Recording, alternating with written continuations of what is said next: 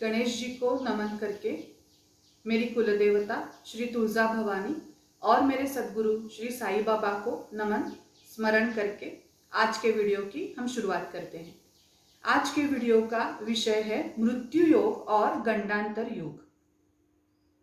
मैंने कुछ दिनों पहले महामृत्युंजय जप का एक वीडियो बनाया था, जिसमें मैंने मृत्यु, अपमृत्यु, महामृत्यु इसके बारे में कुछ विवरण दिया था।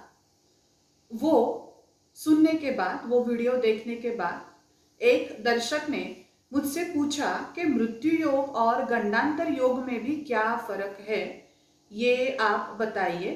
ठीक है, हम ये वीडियो आज बना रहे हैं। आज का सब्जेक्ट है मृत्यु योग और गंडांतर योग। मृत्यु योग का मतलब है मृत्यु योग और गंडांतर योग का मतलब है मृत्यु समान कुछ कठिन परिस्थितियां आ सकती है। एक तो होती है ग्रह दशा और दूसरा होता है गोचर भ्रमण। मृत्यु योग माने आपकी मृत्यु हो सकती है, ठीक है। और गंडांतर योग मतलब ऐसी स्थिति के मृत्यु के समान आपको पीड़ा हो सकती है।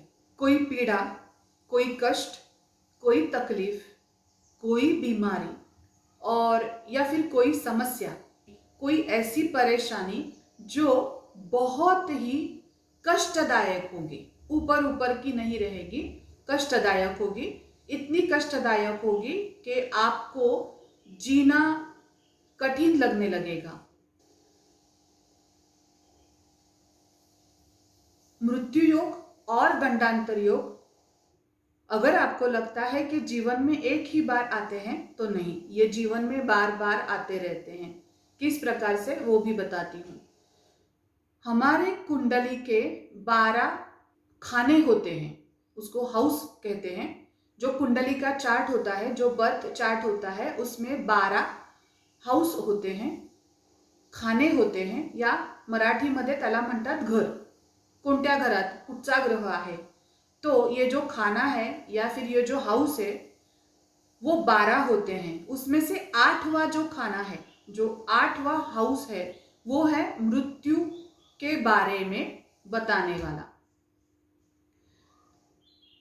ऐसी कोई भी कुंडली नहीं है, किसी की हो ही नहीं सकती, कि वो जो खाना है, वो जो घर है, उसका कोई स्वामी नहीं है। उसका स्वामी होता है कोई, किसी का चंद्र होगा, किसी का गुरु होगा, किसी का शनि होगा, किसी का बुध होगा। इन सब के अलग अलग मायने हैं। हर इंसान के कुंडली में ये जो 8वां घर है, उसका जो कोई ना कोई स्वामी है, उसका भ्रमण चालू रहता है, मतलब उसका आना जाना। तो जब उसका भ्रमण काल होता है, वो काल में जब उसकी दशा आती है, तो वो होता है योग उस बात का। इसी प्रकार से हर किसी के जीवन में अलग अलग विवाह योग होंगे, अलग अलग नौकरी आने के योग होंगे, अलग अलग पैसा आने के योग होंगे, अलग अलग पैसा जाने के योग होंगे, या फिर अलग अलग मृत्यु योग होंगे।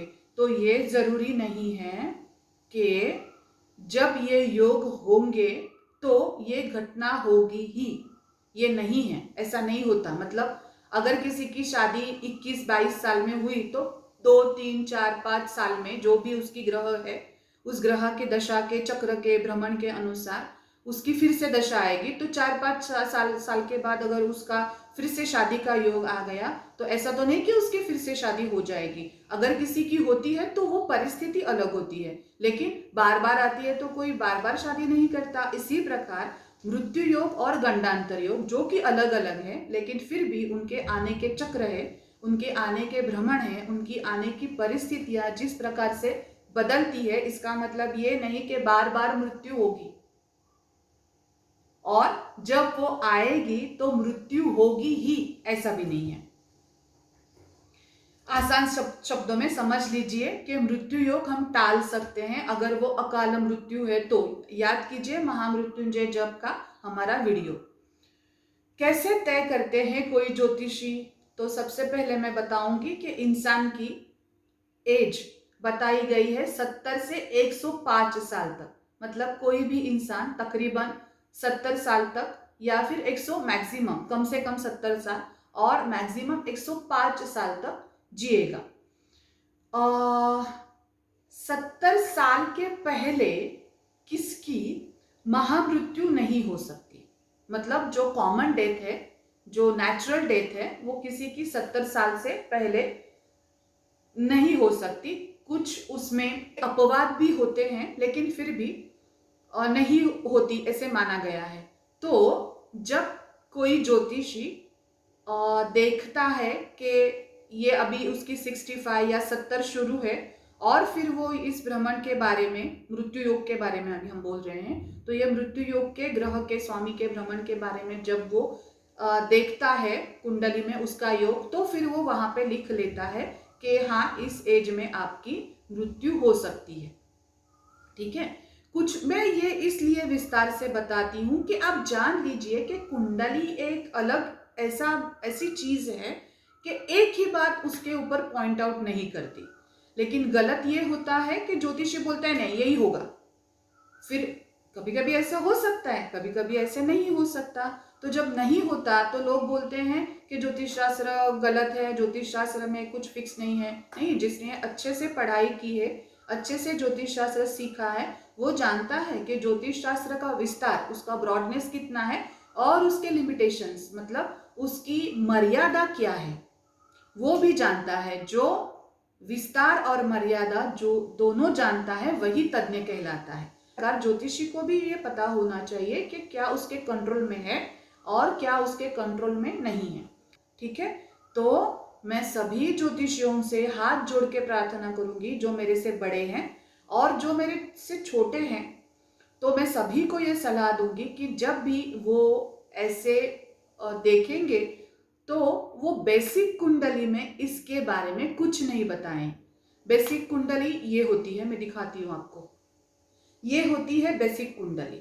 ये किताब होती है और ये बस एक सिंपल चार्ट होता है। ऐसी बेसिक कुंडली में आप मृत्यु योग के बारे में बिल्कुल ना लिखें।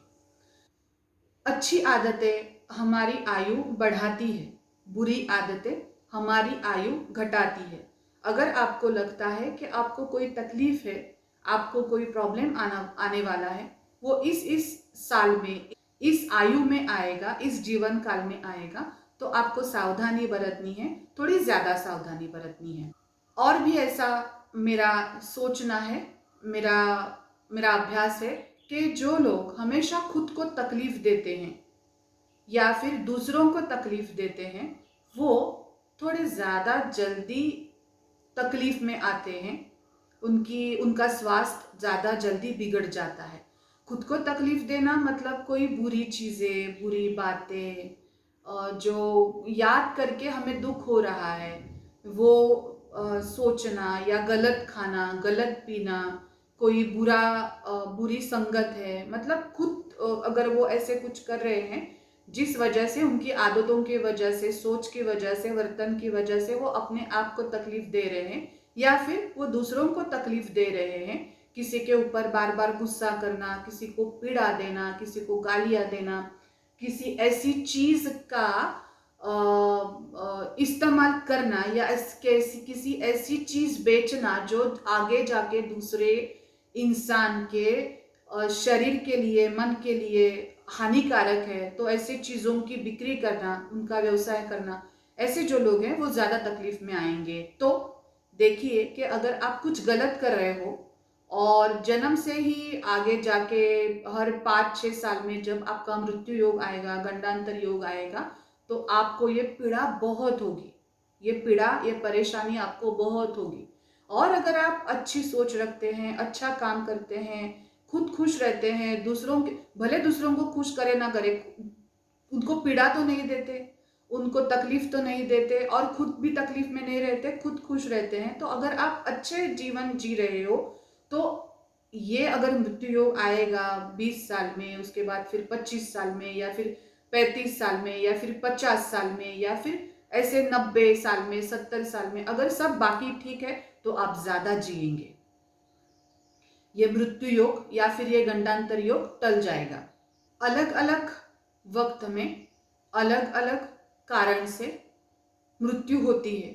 कभी छोटे बच्चे हैं, वो भी बहुत जल्दी बेचारे गुजर जाते हैं, तो कोई इंसान 100 क्रॉस करके भी ठीक रहता है। किसी को स्पेसिफिक एज में पीड़ा ज़्यादा होती है या मृत्यु आता है, तो उसके कारण बहुत ही अलग अलग अलग हैं। अगर आप जन्म से ही कोई पीड़ा, बीमारी ले आए हैं, तो ये जो चक्र है मृत्यु योग का या गंडांतर योग का, वो स्पेसिफिक पीरियड में आपको बार बार वो बीमारी, वो परेशानी आपकी बढ़ जाएगी, वो बार बार आपको तकलीफ होती रहेगी। मृत्यु योग माने मृत्यु का योग, गंडांतर माने मृत्यु समान पीड़ा होने का योग। तो गंडांतर योग में भी मृत्यु हो सकती है। अगर ऐसा योग है, वो समस्या बहुत गंभीर हो चुकी है, तो गंडांतर के काल में भी मृत्यु हो सकती है। उसके लिए अलग अलग उपाय हैं, एक ही कोई फिक्स उपाय नहीं है, क्योंकि समस्या क्या है, उसकी जन्म कुंडली क्या है, वो किस ग्रह का भ्रमण है, वो किस ग्रह के स्वामी का इफेक्ट है, बहुत चीजें हैं। इस वजह से ये समझ आती है, समझ आने के बाद ही सलाह देना इस गंभीर विषय में इम्पॉर्टेंट है। अगर कोई पंडित या कोई ज्योतिषी जन्म कुंडली बना रहे हैं, तो वो बहुत ही डिटेल में जाए और तभी इसके बारे में भाकित करे, लिखे, नहीं तो मत लिखिए। मृत्यु योग और गंडांतर योग के उपाय करने के लिए सर्वाइवल स्किल, मतलब हमको जिंदा रहने की क्षमता ना गवाएं, जिंदा रहने का जुनून है, जिंदा रहने की जो ख्वाहिश है, वो बस आप ना गवाएं। ना डरे, भगवान के शरण में जाएं, क्योंकि सभी उपाय भगवान से ही जुड़े हैं। अलग अलग मृत्यु योग और गंडांतर योग का स्टडी करने के बाद जो अलग अलग उपाय होंगे उसमें भगवान ही सबसे फिक्स है, ये तो बात तय है। तो आपको जाना है भगवान की शरण में, और आपको सेफ रहना है, मतलब खान पान के बातों में, या फिर आपको ऐसी चीजें, ऐसी जगह, ऐसे एक्ट नहीं करने हैं जो आपको मुश्किल में डाल सकते हैं। आज हमने जानकारी ली मृत्यु योग और गंडांतर योग के फर्क के बारे में। ये जानकारी देने का मेरा प्रयास था, आपको सुरक्षित रखना, आपके दिल में, दिमाग में जो डर बैठा हुआ होगा वो उसको हटाना और आपको सही दिशा देना। ओम साई राम।